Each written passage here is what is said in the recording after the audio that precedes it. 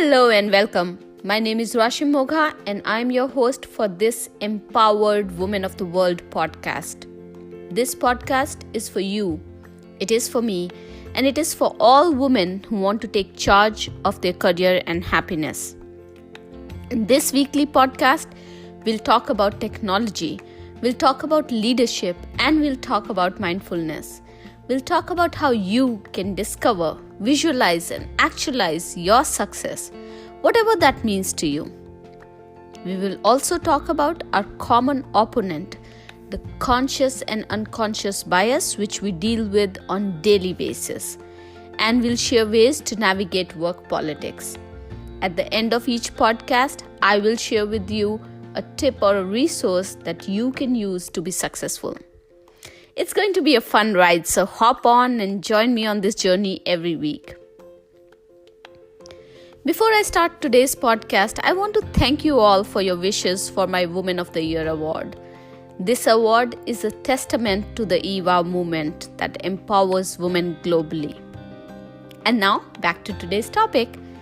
How to respond to probably the toughest interview question. Tell me about yourself. And while this question might seem like a nice warm-up question to get the interview started, it often baffles the interviewee. Should you talk about your entire professional journey, or should you talk about your ethics, your values and passion, or your life story? How should you answer this question? Now, in my experience of interviewing hundreds of candidates, I've seen candidates responding to this question as almost a monologue and talking about their entire job history without even pausing to make sure if the interviewer is still with them. I kid you not, I have seen people taking about 15 minutes telling me about themselves in a 30-minute interview. So when an interviewer asks you, tell me about yourself, it's best to assume that the interviewer has been briefed upon your job history, or the interviewer has a copy of your resume and has gone through your resume. In the interview, they want to know about you from a perspective of why you are a fit in that role that you are interviewing for. This question is an opportunity for you to make a substantial first impression. So when you prepare to answer this question, make sure that you spend time to understand what the organization specifically needs from this role, and then customize your response to position yourself as the best person to fill that role. Remember that you'll need to tweak your response to this question for every interview. Now, a great way to learn about the organization is to go to organization's website, click on About Us, and educate yourself on the core values. This will help you understand what is the focus area for an organization.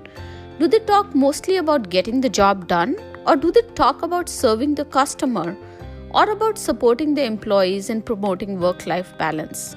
And that will help you understand where the values of the organization lie.